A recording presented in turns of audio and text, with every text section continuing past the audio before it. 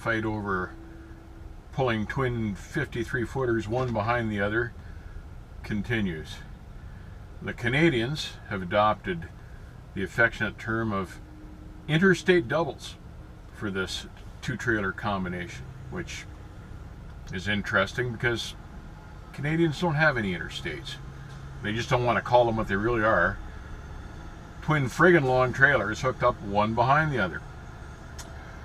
The battle over twin 53s versus common sense continues.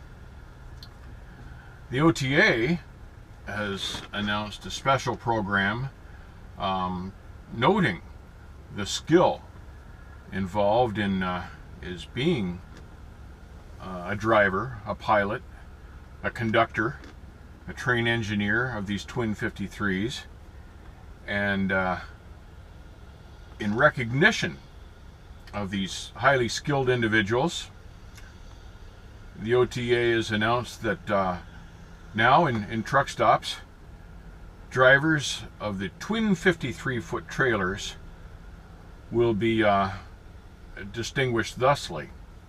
Most truck drivers, myself included, wear a ball cap.